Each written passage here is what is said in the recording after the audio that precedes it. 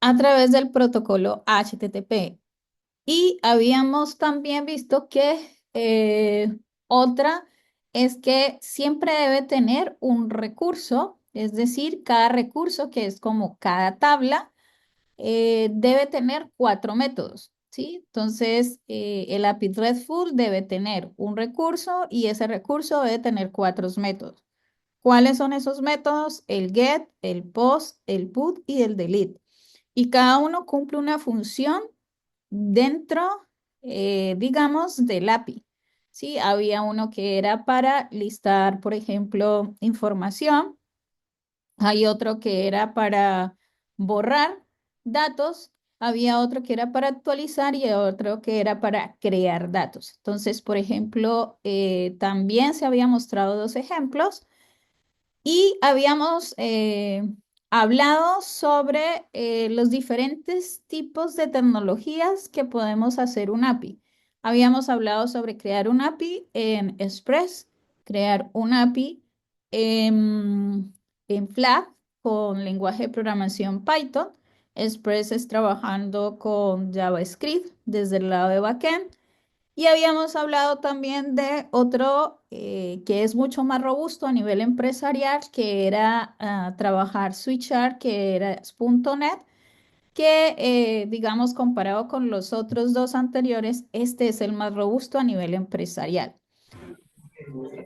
En este siguiente módulo hablamos de los datos, pero los datos básicamente cuando lo mostré en Express lo habíamos trabajado básicamente como una lista creada en JavaScript. Esta vez vamos a hablar un poco de dónde se guardan esos datos, que ustedes ya han visto la asignatura de base de datos, pero todavía no han visto taller de base de datos. Yo supongo que en taller de base de datos trabajarán un motor. Entonces, en este caso voy a hablar un poco del concepto de bases de datos, que es a qué se le llama base de datos relacionales y base de datos no relacionales. Entonces, hoy es comprender un poco las diferencias entre bases de datos relacionales, no relacionales, algunas operaciones básicas que se dan en MySQL o en las bases de datos relacionales. Y no vamos a ver, es un ejemplo solamente de MongoDB, ¿sí? No voy digamos, a mostrar todavía. Identificar casos de uso, sí, según el tipo de base de datos, que creo que este no lo trabajamos. Entonces, primero, ¿qué es una base de datos? Entonces, ya sabemos que una base de datos me va a servir para almacenar, organizar y recuperar datos. Es decir, que yo con la base de datos puedo almacenar la información de mi aplicación. Y yo puedo organizarla, es decir, ahí es donde se habla sobre poder organizarla a través del modelo relacional o modelo entidad relación de una base de datos, ¿sí? En donde hay ciertas tablas que van relacionadas. Por ejemplo, eh, tengo una tienda virtual y en esa tienda virtual cada usuario puede comprar diferente N cantidad de productos. Entonces, yo puedo tener una tabla productos. En esa tabla productos puedo tener todos los productos, ¿sí? De mi tienda. Y esos productos de mi tienda van a tener unos campos, ¿sí? Entonces, ahí voy a organizar la información, voy a tener todos los productos, pero a la misma vez dijimos que usuarios van a poder comprar productos que va a tener mi tienda. Entonces puede haber otra tabla de usuarios. Y en esa tabla de usuarios básicamente es donde se guarda información del usuario. Y esa información del usuario puede ser, por ejemplo, si inicio sesión para poder comprar un producto, entonces, básicamente voy a tener el campo, por ejemplo, ID de usuario, el campo usuario o correo electrónico y el campo password, ¿sí? Y quizás la fecha en que, digamos, se registró o más información que quiera relevante tener del usuario. Pero ya tendríamos dos tablas, lo que es producto y lo que es usuario. Y tendríamos otra tercera tabla donde esa tercera tabla va a relacionar productos y usuarios. ¿Por qué? Porque habíamos dicho que los usuarios van a poder tener, van a poder comprar uno o más N productos. Entonces, ahí podríamos tener otra tercera tabla, ¿sí? Entonces, ahí estamos hablando de organizar la información a través de, digamos, entidad-relación y podemos recuperar datos, que es básicamente leer datos, ¿sí? Y poder, digamos, transformar esos datos. Entonces, las bases de datos normalmente pueden ser, digamos, se pueden clasificar de dos maneras, que es relacional, que es cuando se habla de SQL, y no relacional cuando se habla de no SQL. Entonces, ¿cuáles son, digamos, las características para que sea una base de datos relacional? La estructura es tabular, uso el lenguaje SQL, hay relaciones entre tablas y esas relaciones entre tablas, por ejemplo, volviendo a lo que hablé al caso anterior, llaves primarias, por ejemplo, el usuario tiene una llave primaria que es el ID, que es el identificador. También pueden existir llaves foráneas, ¿sí? En este caso, las llaves primarias, ¿sí? Las llaves foráneas cuando existe como una relación. Y hay algunos ejemplos de motores de base de datos. Está MySQL, PostgreSQL y SQLite. SQLite normalmente es una base de datos pequeña, ¿sí? Normalmente es la base de datos que puede tener, por ejemplo, un dispositivo móvil, ¿sí? En esa base de datos es como es pequeña. Si yo almaceno mucha información, ¿qué pasa? Va a ocupar memoria, ¿sí? En mi dispositivo móvil, si la voy a tener dentro del dispositivo móvil. Entonces, normalmente esa base de datos SQLite se usa para guardar quizás la configuración, ¿sí? Cuando es una aplicación móvil. Y normalmente para yo conectar, por ejemplo, si es una aplicación móvil donde voy a tener datos, normalmente la aplicación móvil se conecta también a través de un API donde el acceso a esos datos es en la nube, ¿sí? ¿Y cómo me conecto? A través de un API. ¿Sí? Entonces se construye un API y ese API se puede hacer en las tecnologías que he mencionado, ¿sí? En la clase anterior. Ahora, normalmente en este proyecto final lo que yo me centro es con MySQL, que es base de datos relacional. Entonces, hay unos componentes claves en las bases de datos relacional y es la tabla, ¿sí? Que es estructura que contiene los datos. Luego está una tupla, que es lo que le llama una fila o representa lo que se le llama un registro. Es decir, que una tabla puede tener muchas filas o puede tener muchos registros. El atributo, que básicamente es lo que representa la columna, una columna representa un campo. Entonces, eso es lo que se le llama los campos, ¿sí? Entonces, una tabla, puedo tener muchas tablas y cada tabla puede tener muchos registros y a su vez tiene o tiene asociado lo que son muchos campos. Y la clave primaria básicamente es la que identifica unívocamente a cada registro. Casi siempre la clave primaria se declara como autonumérica, es decir, el producto que se va creando, por ejemplo, el dato que se va creando, va generando un ID, ¿sí? Un identificador.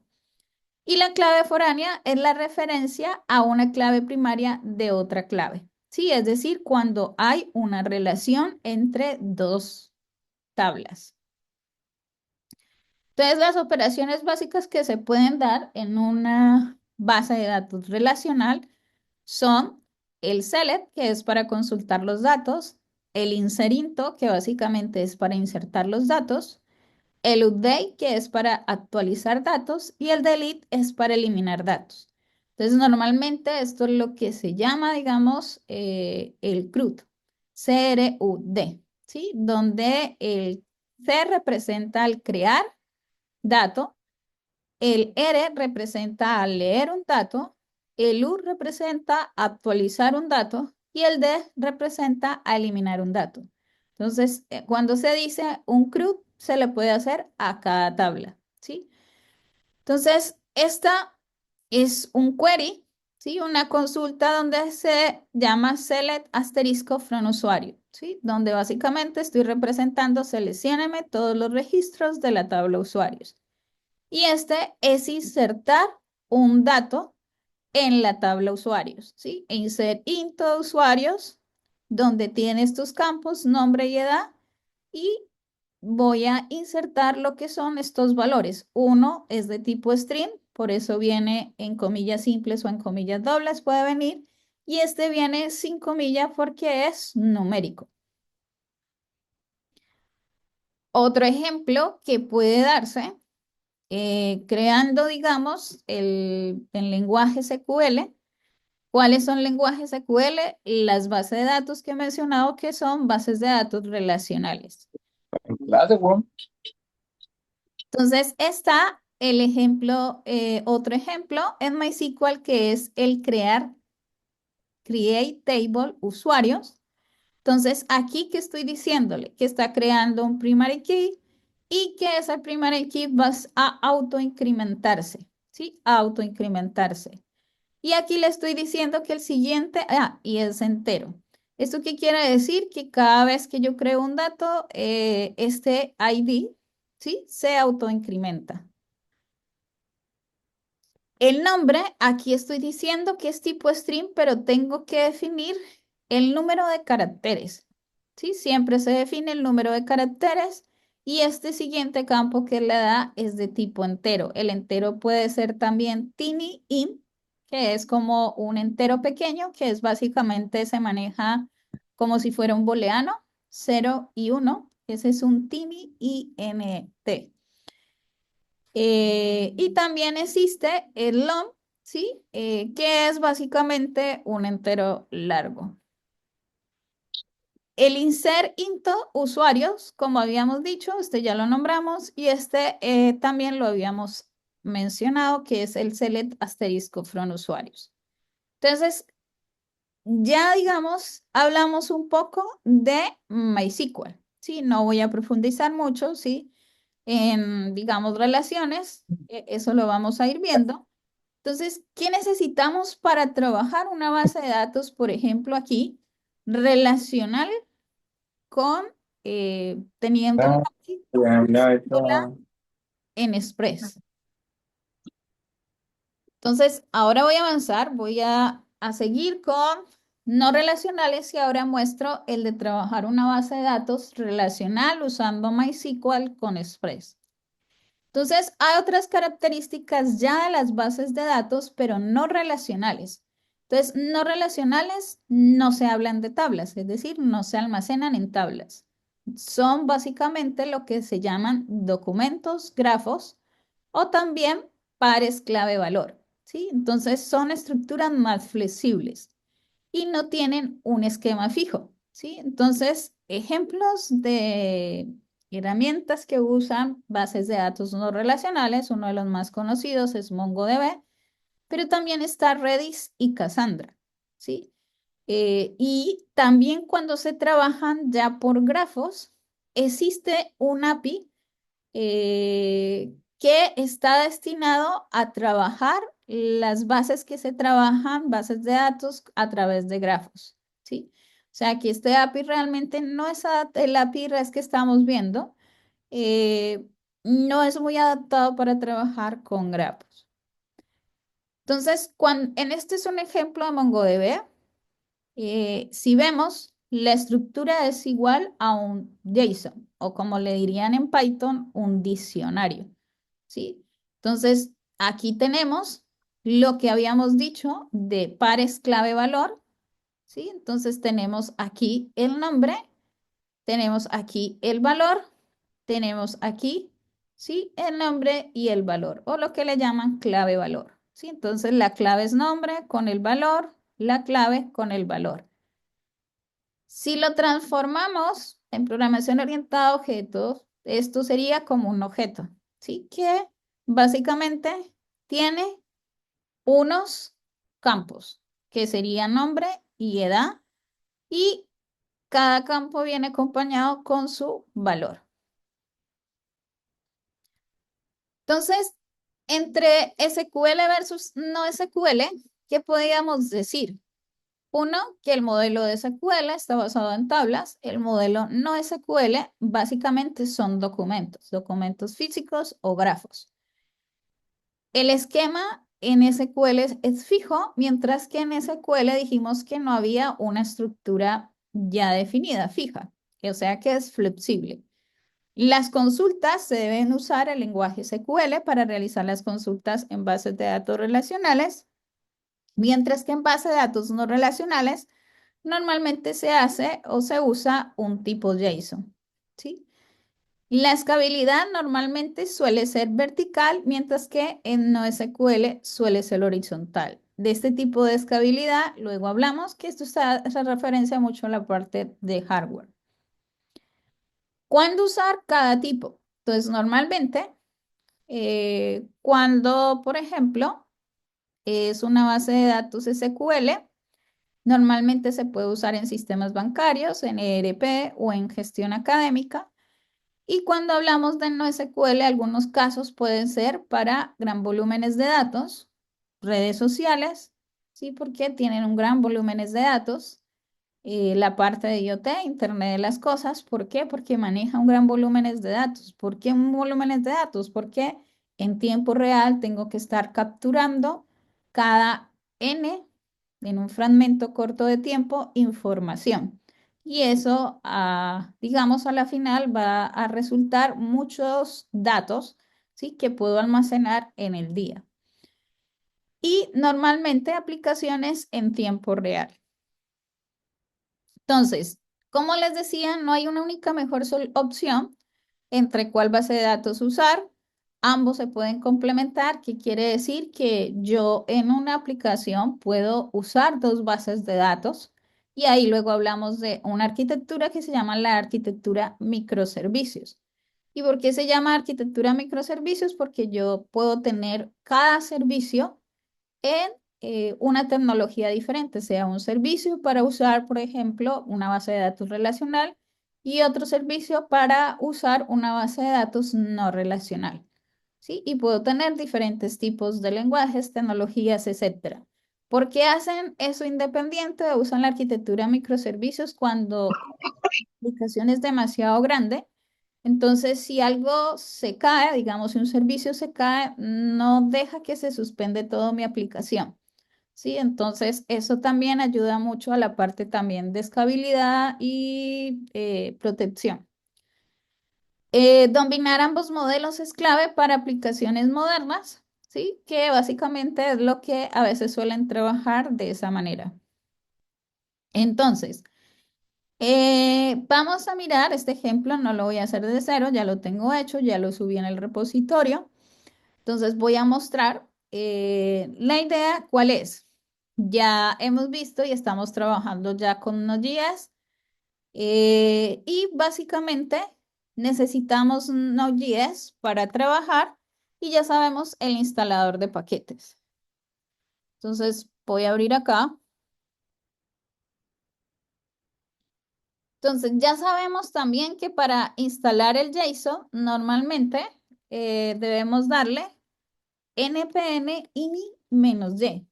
NPM ini-y básicamente lo que nos va a crear es el archivo principal, que es donde va a guardar todas las dependencias o todos los paquetes que voy a instalar. Entonces aquí vamos a crear el paquete JSON, ¿sí? Yo no lo voy a crear, ¿por qué? Porque me lo reemplaza. Porque yo tengo instalado ya unas dependencias que es Spread y MySQL 2. Entonces, cuando asignen esto, voy a mostrarlo aquí si quieren, voy a crearme un directorio solamente para que puedan mirar. Y me voy a ir acá a prueba. Entonces, simplemente le digo npm ini-y y npm ini-y me va a crear este paquete JSON. Entonces, este es esencial antes de arrancar todo. Habíamos dicho que el archivo principal se llamaba app.js, que es cuando va a arrancar mi servidor. Entonces, normalmente se va a llamar app.js y aquí ya puedo hacer que JavaScript funcione desde el lado de desde backend, ¿sí? Entonces, a través de Node.js, que es el entorno virtual. Entonces, habíamos visto este ejemplo, por ejemplo, yo le digo consalot hola mundo, ¿sí? Sin todavía crear, digamos, toda la estructura de una API. Entonces, aquí yo voy a llamar ya JavaScript usando el entorno virtual, ¿sí? De Node.js. Entonces, simplemente le digo Node y le digo app.js. ¿Sí? Debo fijarme que esté en la misma ruta donde esté el archivo, que estoy en el directorio, y aquí voy a llamarlo y aquí me imprime, ¿sí? En consola hola mundo, ¿sí? Entonces, con Node.js yo puedo hacer que JavaScript corra desde el lado de backend. Entonces, normalmente, ¿qué se requiere para yo, digamos, trabajar con el framework de Express? Entonces, ya tenemos el instalador de paquetes que es npm. Vamos a instalar Express.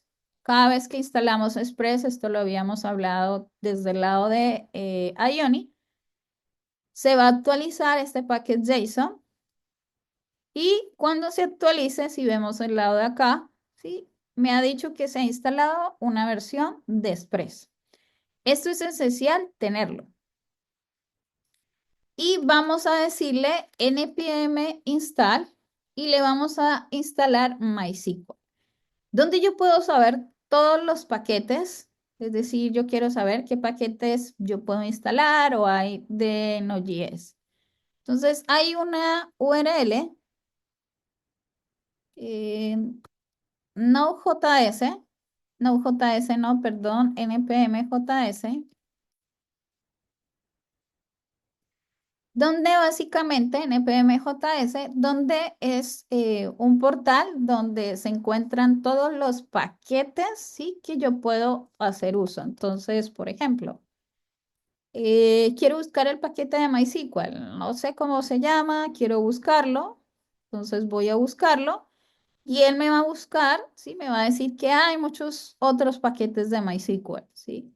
Entonces voy a irme al primero y cuando me voy al primero, al lado derecho me está diciendo cuál es el comando que debo usar para instalar MySQL. Y también, no todos los paquetes me dicen cuál es la manera como debo conectarme. Entonces me muestra un ejemplo, ¿sí? O este línea básicamente significa import. Voy a importar el paquete para poderlo usar y aquí voy a crear la conexión a la base de datos, ¿sí? Donde debo pasarle el host de la base de datos, el usuario, el password y el nombre de la base de datos y aquí hago un query, una consulta. Entonces, en este caso, yo puedo instalar MySQL. Vamos a ver si está MySQL 2.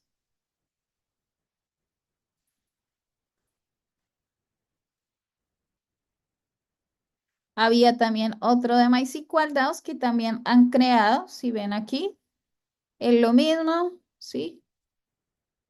Pero lo que les decía, en este MySQL 2, por ejemplo, la documentación, puedo irme a la documentación, ¿sí? Mucho más detallada, me va a llevar o se va a salir de esta página, pero me va a decir cómo es, digamos, si quisiera trabajarlo, ¿sí? Con este paquete llamado MySQL 2, ¿sí? Entonces la documentación está muy completa en esta parte. No todos la tienen muy completa. También deben tener en cuenta cuál vayan a elegir. Entonces, en este caso voy a irme por el MySQL para simplemente mostrarles que ya tengo el ejemplo creado. Entonces voy a decirle npm MySQL. Entonces voy a instalar npm MySQL y básicamente aquí me dice cuál ya ha instalado Express y MySQL. Entonces voy a ir a la presentación. Un segundo.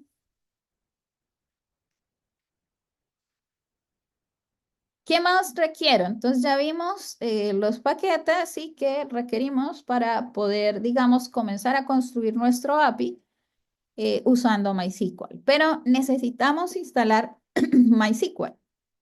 Entonces, hay dos alternativas para instalar MySQL.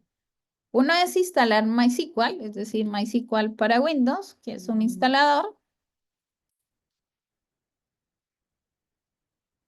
¿sí? Lo descargan de la página de MySQL, ¿sí? Y aquí, si es en Windows, no tienen problemas. Si es para Mac, ahí deben usar un comando de brew, ¿sí? Creo que es brew y install MySQL, pero ahí la descargan. Cuando lo descargan, la manera de interactuar por MySQL es a través de consola. Entonces yo me puedo bajar un cliente para leer el motor de MySQL, o sea, leer la base de datos. Entonces el cliente sería MySQL Workbench. ¿Por qué? Porque MySQL ya lo tengo instalado. Voy a ir acá, voy a decirle MySQL, por ejemplo, creo que era MySQL Star, no recuerdo.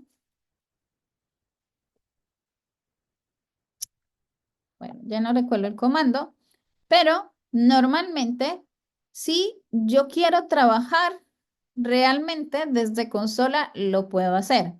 Pero yo me puedo evitar eso instalando, hay varios clientes, ¿sí? Yo uso MySQL Workbench, entonces simplemente creo un cliente. Este, por ejemplo, ya me conecta directamente. ¿Cómo creo el cliente? Voy a darle acá. Cuando abren aquí en MySQL Connection, dejan todo esto por default, ¿sí? El hostname normalmente por default es el 127.0.0.1 que corresponde a localhost. El puerto por el que corre la base de datos es el puerto 3306 y por default tiene un usuario que es el usuario root. Aquí le colocan un nombre y él lo único que va a hacer es conectarse al motor de la base de datos y les va a traer, ¿sí? Las bases de datos que él por default tiene una base de datos, ¿sí? Normalmente la base de datos principal System, SIS, que es del sistema, ¿sí? Entonces, aquí ya la interfase por la que pueden interactuar, ¿sí? Ya sea a través del lenguaje SQL, por ejemplo, yo tengo aquí una base de datos que creé, que se llama tienda, todo lo hacen a través de interfaz gráfica, ¿sí? Crear nuevo esquema, ¿sí? Cuando crean nuevo esquema, por ejemplo, prueba,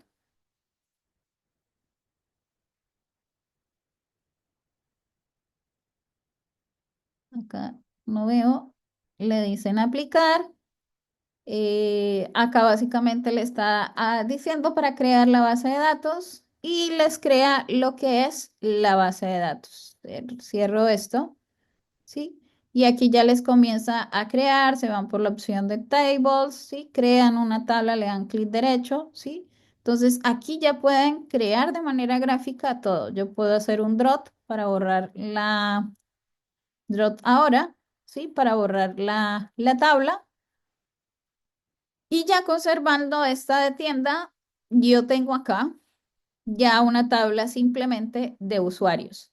Entonces también pueden interactuar que dicen cele asterisco usuarios, ¿sí? Ejecutan la consulta, ¿sí? Y acá les genera los resultados, ¿sí? Yo no tengo nada acá, ¿sí? Ningún. O puedo insertar datos, entonces insert hito, usuarios, y acá le van a dar ID. Recordemos que ID, acá le puedo decir, eh, le puedo decir usuarios y en usuarios voy a mostrar, no, este es un select, aquí estoy, era para que pudiéramos ver los campos. Bueno, aquí vemos los campos ID, pero vemos que este campo ID, voy a mostrar acá, a ver si me deja.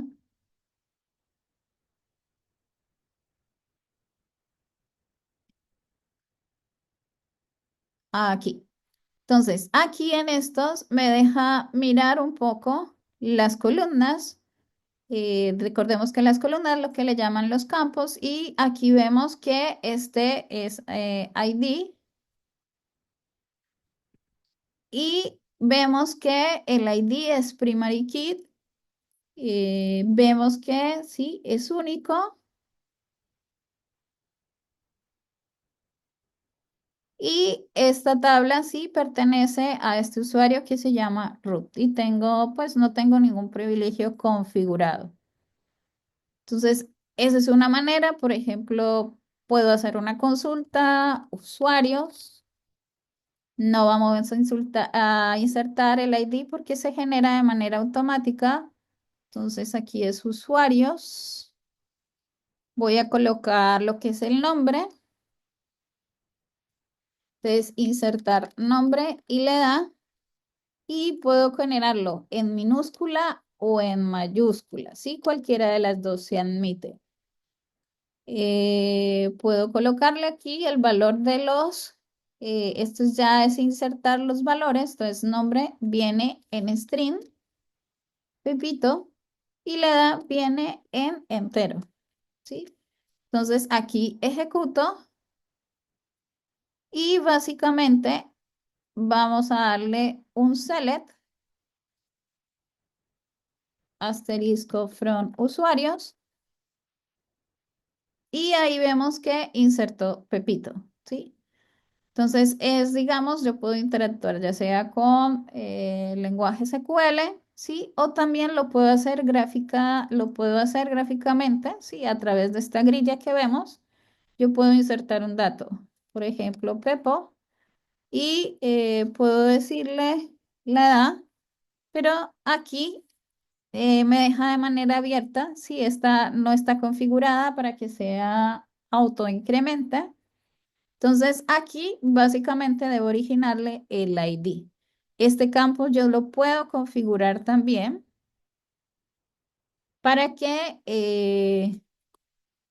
pueda ser de manera autonomérica. Bueno, esta es una opción. Entonces, esta es instalando SQL. Voy a y acceder a través de un cliente. Otra opción es usar SAMP,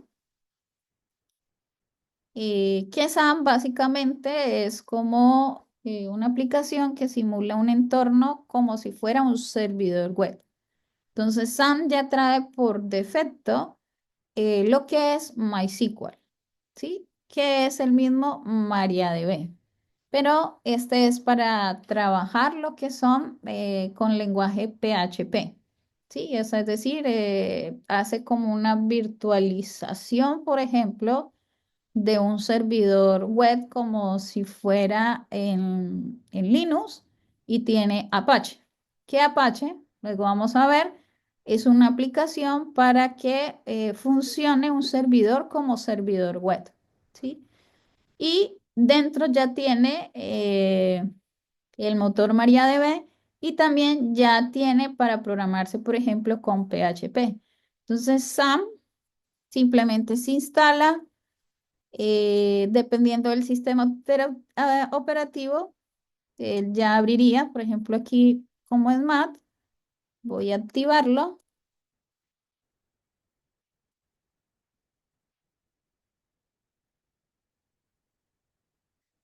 Entonces, aquí simplemente voy a abrir, voy a ir a empezar server, ¿sí? Aquí simplemente me está diciendo, voy a darle cancel aquí y voy a ir a la opción de administrar servidores. Entonces voy a decir que voy a iniciar Apache, que es para que funcione como si fuera un servidor web, como si fuera, no es que realmente mi equipo queda como servidor web. Y aquí voy a arrancar la base de datos. Debo arrancar ambos. ¿Sí? Si solamente base de datos sin Apache no va a funcionar la interfase gráfica que requiero para que funcione MySQL. Entonces aquí está empezando MySQL. Esa es otra alternativa también.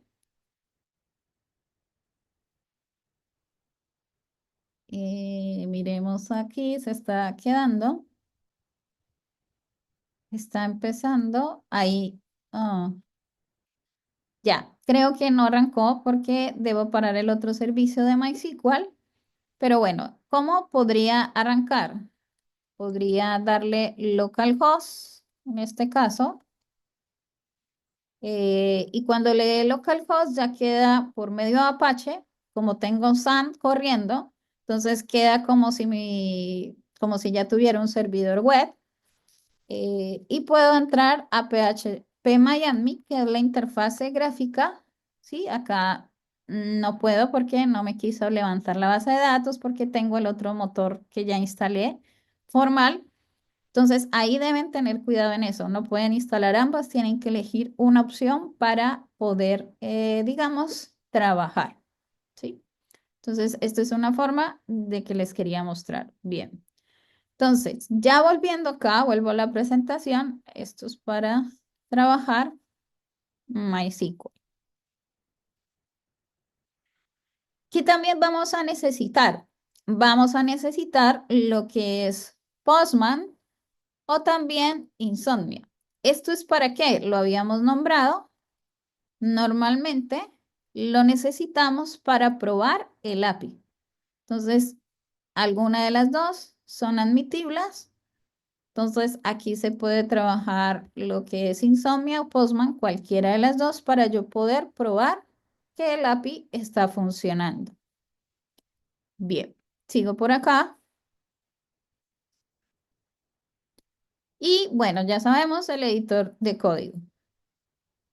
Entonces, el ejemplo que voy a mostrar básicamente ya está aplicando un patrón de arquitectura que es MVC, es decir, que yo tengo lo que son los modelos. Voy a borrar este. Tengo lo que son los modelos, tengo lo que son los controladores, tengo lo que son el manejo de rutas y tengo un archivo config que básicamente es la configuración a la base de datos. Entonces, en el archivo config estoy trabajando con el MySQL 2, ¿sí? Otro paquete que es igual al MySQL, donde yo estoy colocando, ¿sí? Los datos. ¿Cuáles datos? El conectarse a la base de datos usando el usuario root. Normalmente el usuario root viene con password vacío.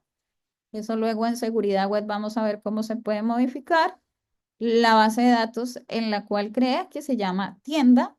Y esta básicamente, esta línea de acá, básicamente me está diciendo, eso es para conectarse. Si ven connection, ¿sí? Se crea como un objeto donde yo creo la conexión y llama un método para conectar. Y conectar básicamente llama, esto es un método dentro de otro método, que se ve mucho desde el lado de JavaScript en la parte de creación de APIs. Entonces, aquí podemos decirle, este me va a retornar un parámetro, sí, el error, es decir, que si la conexión falla, me va a retornar un error. Si no, simplemente me va a imprimir en consola si se ha conectado a la base de datos de manera correcta. Y este básicamente es porque trabajo con módulos. Entonces, esta es para exportar este módulo porque el principal es appjs, ¿sí? Entonces, appjs, básicamente yo debo tener, este lo voy a quitar, appjs que tengo en appjs, yo tengo lo que es la importación de Express, estoy importando el directorio que creé de rutas, que básicamente el de rutas es el responsable de crear todos los métodos, el método get, el método post, ¿sí? El método delete, ¿sí? Recordemos que si es un API RESTful, debe tener todos los tres métodos. Entonces, aquí yo creo la ruta, ¿sí? La ruta debe ser igual para todos porque eso también era uno de los criterios, pero este recurso que es de la tabla usuarios, el recurso donde lo configuro. Entonces voy a ir de nuevo a app. Aquí estoy diciendo que todo va a usarse, ¿sí? En el recurso que se llama usuarios y las rutas que básicamente se encuentran en esta ruta, ¿sí? El directorio routes, ¿sí? Y user row. ¿Por qué lo llamé user row?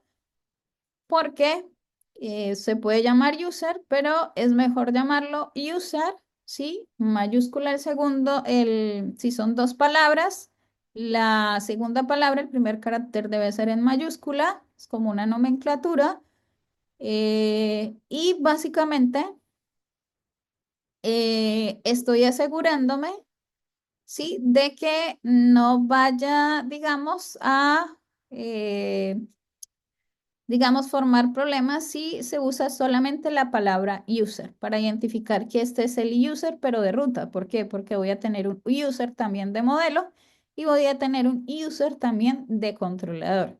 Entonces, el controlador básicamente va a ser el responsable de validar eh, las información que se va a enviar, por ejemplo, al frontend. Entonces, maneja los estados y es el que va a atender, digamos, todas las solicitudes y va a generar las respuestas.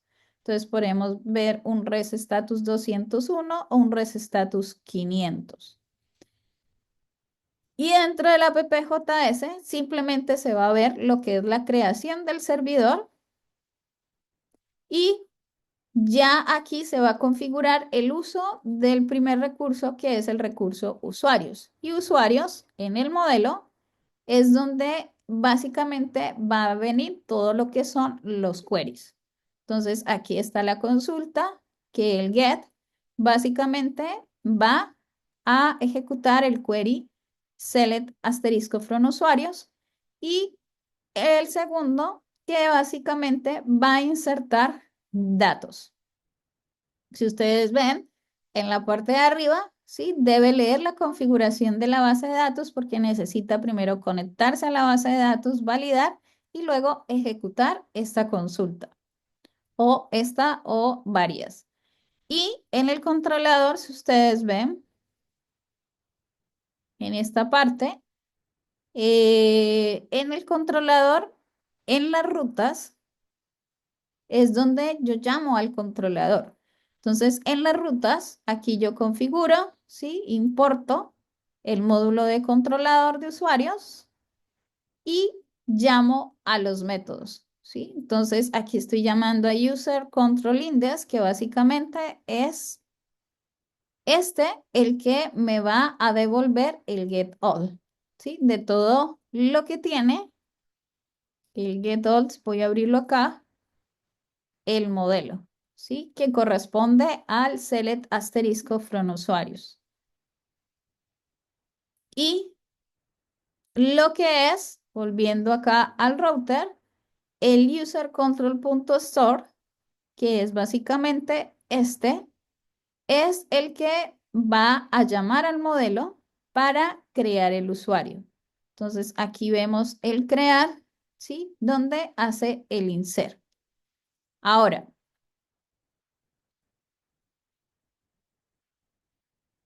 en el store, como es un tipo, voy a ir al modelo, el modelo no perdona la ruta, es un tipo POST.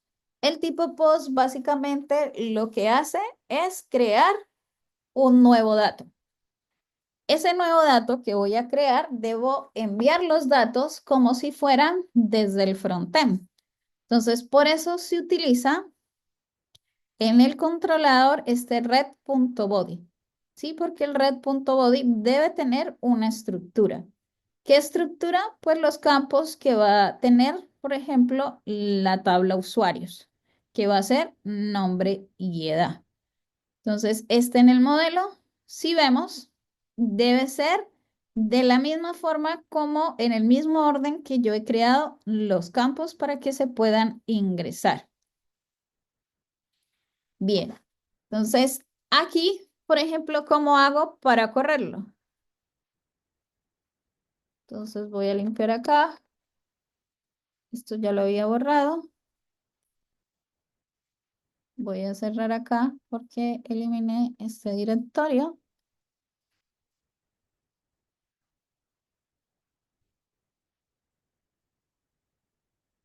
Entonces, aquí para poder ejecutar ejecuto siempre mi principal que debe llamarse appjs, otro nombre es el server JS.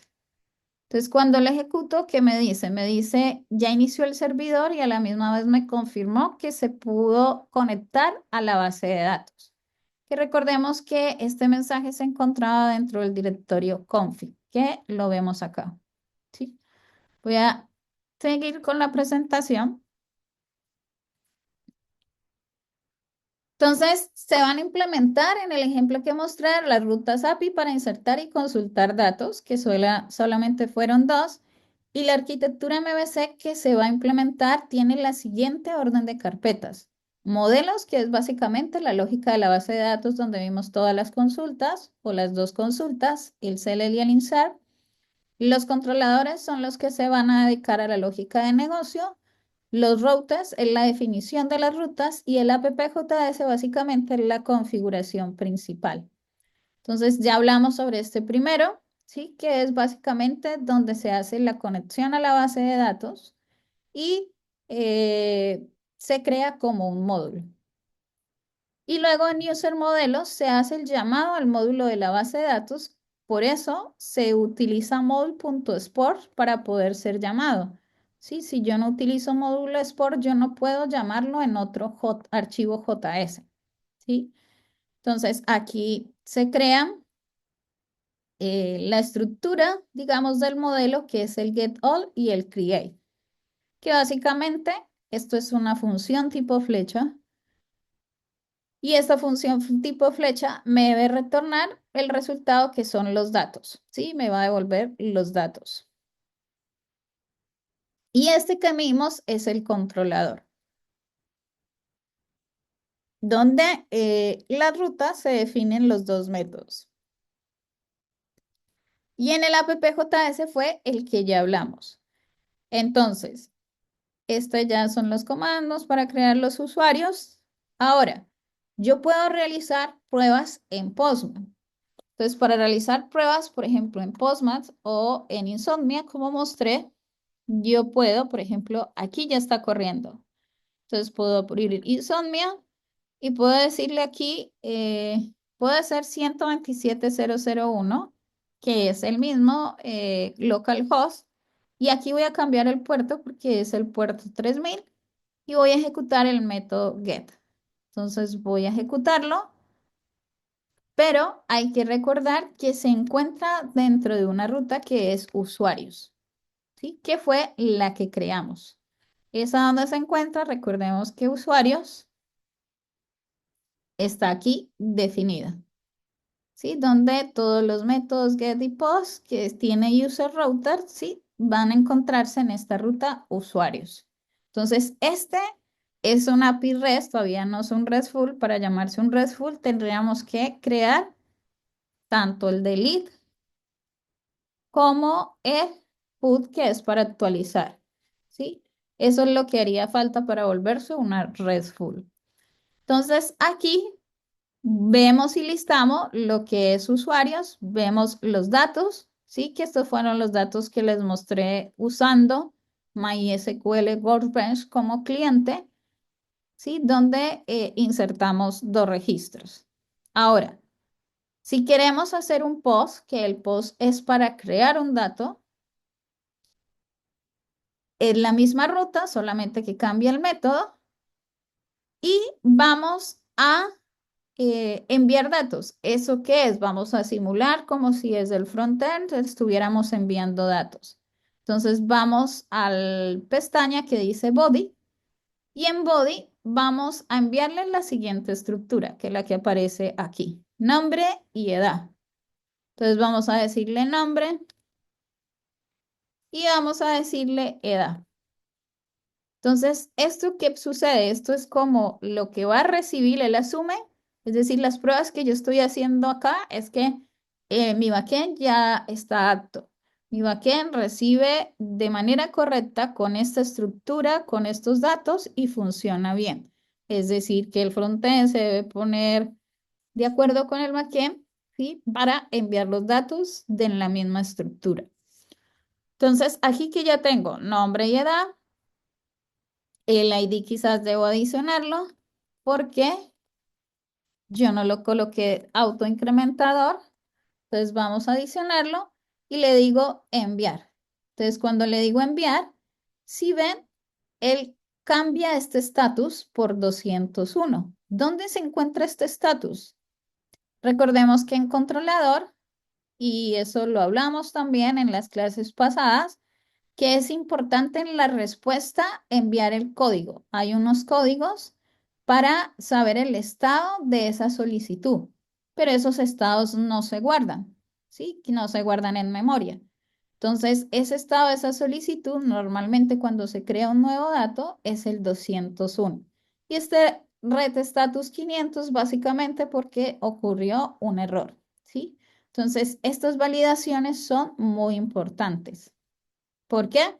Porque estas validaciones son las que les va a llegar al frontend y el frontend es donde va a responder a través de mensajes, ¿sí? Mensajes personalizados y quizá les va a decir, por ejemplo, cuando sucede de que envió los datos incorrectos, se le retorna quizás una respuesta a 200, pero con un mensaje diciéndole que los datos son incorrectos, ¿sí? No hubo error en la consulta, pero simplemente el registro no se encontraba, ¿sí? Dentro de la tabla. Este status 500 es porque quizás, ¿sí? Estoy insertando, veamos acá para ver si lo producimos. Voy a colocarle esto, a ver si me lo admite, sí. Voy a colocarle, vamos a ver si no tiene el campo.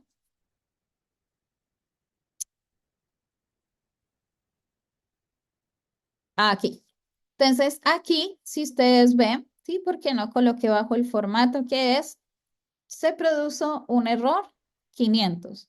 Entonces, este error 500, básicamente, aquí yo estoy enviándole es todo el error que me está generando, ¿sí? Node.js, básicamente. Entonces, esto lo puede recibir el backend o yo simplemente lo puedo estructurar, ¿sí? Para decir que se ejecutó mal la consulta, ¿sí? Y este es un error de tipo 500. Bien, entonces aquí ya puedo hacer el get para consultar, ¿sí? Y estos son los datos que yo he insertado, ¿sí? Y estoy visualizando que ya están almacenados en la base de datos. Es decir, ya no se guardan de manera temporal, sino en la base de datos. Bien, vengo por acá.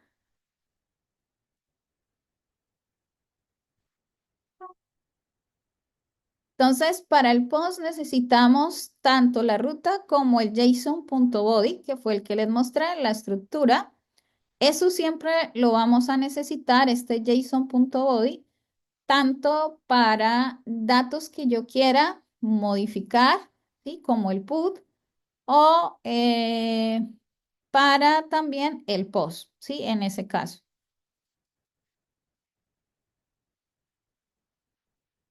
Bien. ¿Preguntas hasta aquí? Entonces, voy a dejar este ejemplo ya está arriba, pero voy a dejar la URL para que puedan ir chequeando, ¿sí? Puedan ir instalando la base de datos. La idea es que puedan trabajar con una base de datos relacional MySQL para el proyecto. ¿Sí?